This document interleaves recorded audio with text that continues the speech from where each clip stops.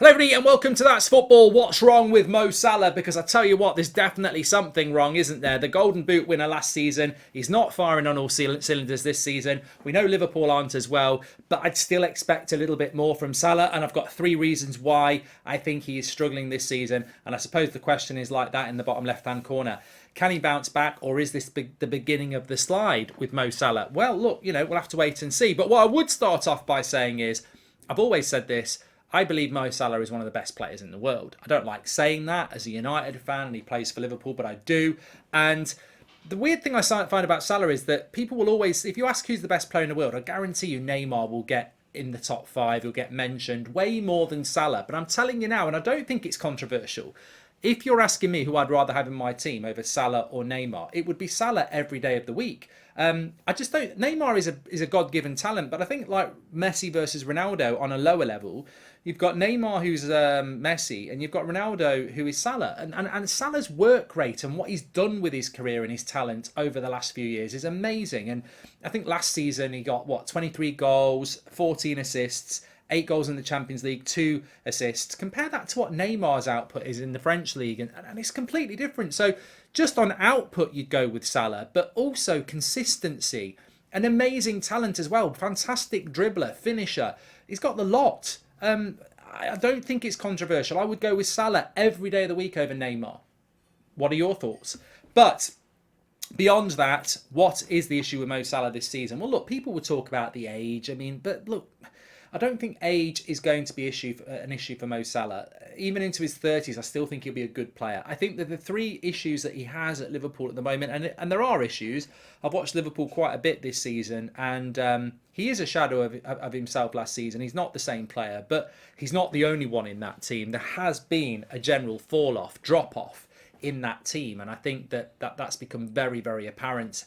That Napoli game last week just seemed like the cherry on the cake, really, as to Liverpool's continued bad performances, and they almost needed that. They needed that because drawing with Fulham and Palace, it's disappointing. Losing to Manchester United, it's disappointing. But I think they actually needed a real beating from a team that was better than them to comprehensively put them, sit them down, and maybe Liverpool have a look at that over this week and they go, look, what is going wrong? Because Mo Salah's their best player. But in every game I've watched them play this season, whilst he's a threat, he doesn't look the same threat. So there's been a drop-off from Liverpool, and I think that's completely understandable as a team. When you try and win a quadruple like they did last year, and the summer has felt quite short, you come back for another season, and I don't think Salah's playing in the World Cup, is he either? So he's not like he's prepping for that. Maybe there's just a general air of tiredness, depression, whatever you want to call it, within that Liverpool squad. They've lost Mane. They haven't bought 4 or 5 players in. They know this season's going to be disjointed. They're tired. I just think it's a fatigue thing potentially, and psychologically that can impact on players. I also think the demand of the way Liverpool play football cries out for a season like this where you start a bit slow because you're tired from last season, and that can impact on the individual as much as it's impacted on the team. I also think there's an over-reliance on Mo Salah that maybe wasn't there last year. One debate last year and years before would be who's better, Mane or Salah, and I'd leave it to Liverpool fans to tell you who they think's better because they watch them week in, week out. But it was a debate. There is no doubt that in the debate of Diaz versus Salah, Salah is the better player on their day. That means there's an over-reliance on Salah, and I think Diaz has done very well for Liverpool, but Mane and Salah provide the balance off each side. I think with Salah on his own, with all due respect to Diaz, Nunez, Jota, they just don't cut the mustard the same way that Salah does. So maybe teams are a little bit more wary. Now, I don't know whether anybody's looked into that, but maybe teams are, doubling up a little bit more on the left-hand side where Salah is than they are on the right-hand side. Might be something in that, but there is also a psychological pressure with that. Over-reliance isn't just the opposition looking at Mo Salah and thinking, well, Mane's not there, let's swamp that side. That may not be happening, but there is still more pressure on Salah with Mane going because he's got to deliver more in that team now. He's the senior forward, isn't he? He's the one who's got to deliver, and maybe he's struggling with that as well.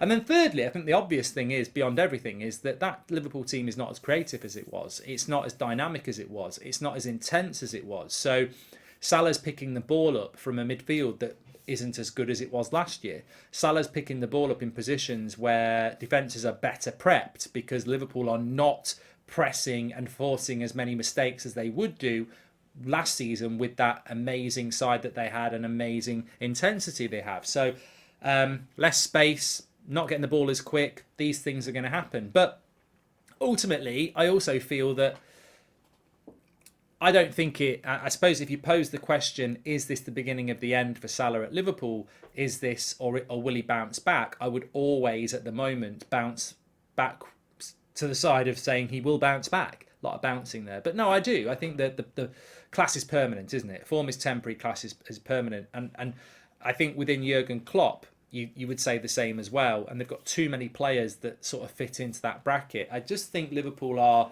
probably in gear 2 when they can be in gear 5, and they're easier to play against this season. Teams are not getting suffocated in their final third. They are getting the outball. They are getting at the defence. Obviously, that defence is scoring goals. Liverpool somehow have to find that intensity again. They have to, make teams fearful again. And I think when that happens, you will start to see Mo Salah score goals, because he's not going to lose the habit of scoring goals. This is an elite football player. So I'm not going to sit here and profess to know that Liverpool are going to bounce back and Mo Salah is going to start scoring loads of goals. But what I would say is, if Klopp can solve the problem that they've had in the opening month or two of this season with the intensity, with the midfield, then I think Salah will solve the problem going forward, and they will start to utilise their best player more.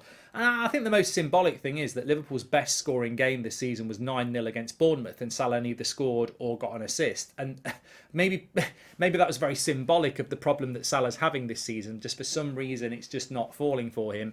But I think for the reasons we've identified, it is about an over-reliance. It is about a lack of intensity, and it is about a midfield that is not as good as it could be, and a defence that is actually conceding a lot more time. And, that's a very simplistic view on the defence. But if Liverpool are defending more, they're attacking less.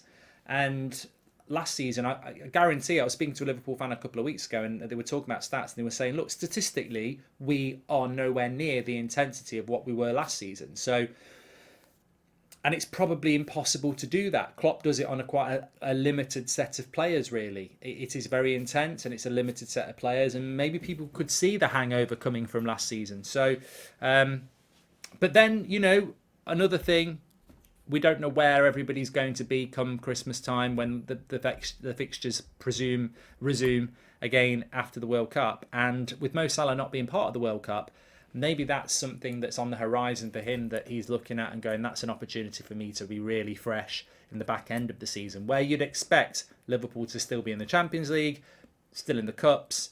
Can they keep themselves within touching different distance of a league table? Because I do feel that Liverpool's issues probably aren't going to solve themselves massively before the World Cup, and I think they've just got to get into a situation where they can start to get results back, and Mo Salah will be key to that. But look, I'm interested to see what your comments are on this. What is the problem with Mo Salah? Is it a big issue? Why do you think it's happening? And do you think we will see the Salah of previous seasons again in a Liverpool shirt this season? Or do you think it's a bigger issue? Get your comments in below. Make sure you smash a like, and don't forget to subscribe. I'll see you on the next one.